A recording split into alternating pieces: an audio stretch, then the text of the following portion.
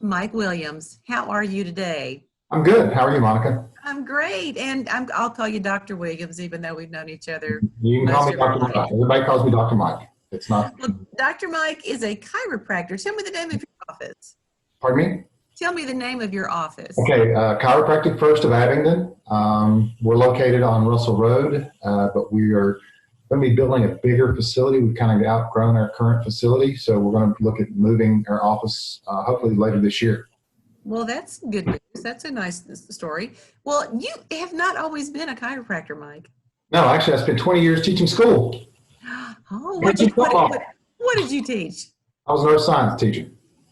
Earth science. I love earth science. I do too. I told them about clouds and rocks and everything else, continents, and ocean currents, taught it all. Yeah, and you coach football. Yes, ma'am, I did. I coached, I was a high school head coach for 12 years. I was an assistant coach for 5 or 6 years, and I spent a couple years at Emory. So yeah, I coached around a little bit. So what in the world got you to be thinking about being a chiropractor? Have you ever been a school teacher? Okay, never mind. All right, moving on. But you could have been like a diesel mechanic, so why chiropractor? Okay, well, it's a long story. I'll give you the Reader's Digest version. Okay. I had a friend that I went to high school with who was a chiropractor. And when I graduated college, he said, "Mike, you need to go to chiropractic school." Mike, and then I was sick of school.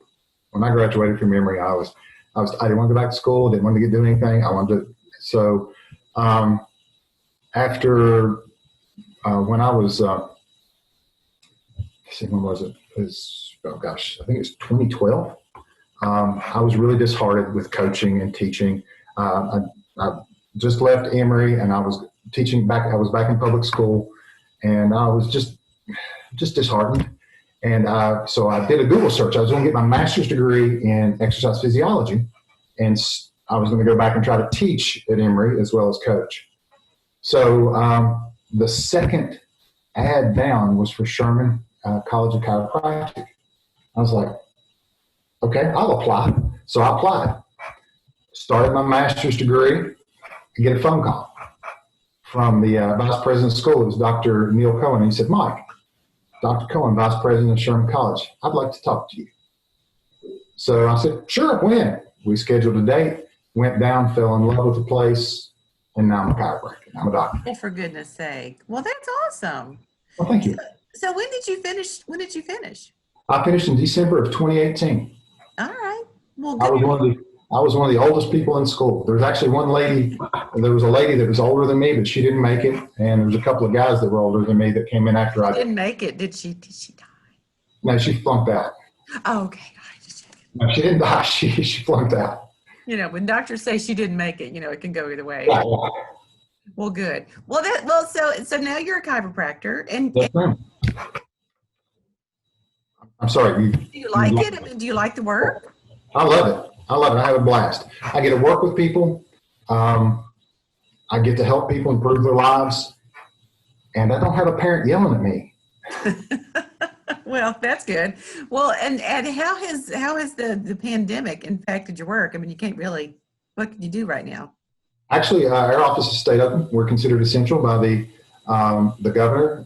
You'd be surprised how many nurses I have. 3 respiratory therapists I take care of. I have multiple nurses I take care of. Oh, so, yeah, if they're in pain, they're having issues, they can't go to work. So they come here and get taken care of first. So you're saying you've outgrown the place that you are now. So how many are practicing there? Just me. Just you? Yeah. Well, how many patients do you have? I see 50 to 60 a day. Some days more than that. Yeah. That's a lot. We run a slow week will be 130. A good week will be 150 to 160 patients here. Well, that is really interesting. I also go to Richlands a day and a half a week every Wednesday and Friday afternoon. We have an office over there too. And, I'll see over there, I'll see, another 50, 60 patients over there. So I see about 200 a week. That is just crazy. No, I didn't have any idea you saw so many people. That's great. Yeah. Well, now, do you think this is a good path for young people to think about? It's a great path. If you want to be in the medical field, it's a great path. The opportunities are there. I mean, right now the estimates are that only about 10% of Americans go to a chiropractor on a regular basis. So that means you have a population, 90% of the population that you can serve. Mm-hmm. So it's a growing field. You can go just about anywhere in the world you want to go. You're saying 10% do go or don't go? Do go. Oh, okay. 90% of Americans do not go. So you're saying there's a lot of room for growth there. A lot of room for growth. Gotcha. A lot of room for growth. Okay, well, good. Well, now, what was your major at Emory and Henry? I was I want to be a trainer.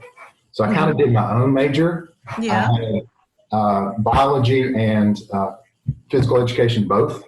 Okay. So that was good. Yeah, got me teaching, got me coaching. Yeah, and now it's got you, snapping backs and stuff. So that's good. Yeah. So, well, and so we were talking about, before we started recording, we were talking about internships, and you were saying that did you say that the school offers internships? Yeah. Okay. What you do is you have to do the first 2 years of chiropractic school is very, very similar to medical school. It's all basic sciences. You take the microbiologies, the immunologies, yada, yada, yadas. You study. I'll give you an example. There are master's degree programs that are about 36 credit hours. I took 33 credit hours in one 10-week period while I was in chiropractic school. It's intense. You go to class 8 to 10 hours a day, 5 days a week. Yeah. It's intense. So the first 2 years are very, very intense. After that, you do a year and a half. You're still taking classes, but not as many. Instead of taking 7 to 10 classes, you go down to 3 or 4 classes per quarter. And but you're also working in the clinic as an intern. And your last quarter, chiropractic school is 3.5 years. At least the one I went to. Some are 4 because they go on trimesters instead of quarters. We went on quarters, so we got out in 3.5 years. No breaks. No summer breaks. You get 2 weeks off of Christmas, 2 weeks off of summer. But that's good to get it all done. I mean, Yeah. So what they do is your 14th quarter, you can actually do an internship outside in a doctor's office. Oh, okay. And anybody who wants to come and shadow, if they want to come and see what I do, talk to me, they're welcome anytime. That is a wonderful offer. So if a student wants to learn more about being a chiropractor, connect them to you, and they can come by the office and see what you do and sort of what the work is like. Love to have them anytime. Just give us a call. Make sure we're here. That would be great. I think that's a wonderful thing, and I'll pass that good word along to folks. Thank you very much. We'll do it. That's good. Well, so what is your best advice to students in this unusual situation we're in? You have a positive thought about things. It seems like you think we're going to be okay on the other side of this, right? Yeah. I'm hoping and praying that we are all okay on the other side of this. Don't give up hope if you're a senior graduating. This is temporary. One thing that our society does is instant gratification now. Everybody knows it. You want to be.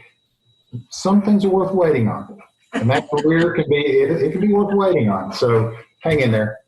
You'll be back at it very soon, and hopefully that kids can pick a career nowadays that it's going to be useful and beneficial in the future. Well, and it's interesting to point out that you're in a career that is still working right now. Yeah. That you're considered essential. You're still crazy busy. I mean, tons of clients, and so crazy busy. And so that's an important thing to point out, that not everything in the community has closed. No, not everything is closed. I mean, there's still some of us that are essential. I mean, you got to think, anybody who's right now is delivering goods is essential. Otherwise, we don't eat. Right. I told you a little while ago, I take care of several nurses. I have 3 respiratory therapists that come in the office. So I have traveling nurses who are doing in-home work. They come in. So we make sure that they're operating at their best so that they can take care of the patients who need them. Right. All right. Well, this is encouraging. This is good. I appreciate you sharing all that with us. You're welcome. And I'm glad to hear more about what you're doing, because, I still think of you as a teacher. I still teach a lot. It takes a lot of education with people. Well, good. Well, Mike, thank you so much for taking You're welcome. and talking to us about your job. This is great. We're going to share this with students, and if somebody has a question, I can call you and connect you. Would that be okay? Sure. Here you go. Ta-da. Wait a minute. There it is. That's the Look office at phone there. number. It's 276-525-1777. Just give us a call. Great. Mike, thanks so much. Say Thanks, hey to Ed. Vicki for us too, okay? Oh, yeah. See you. All Bye. right. Thank Bye. you.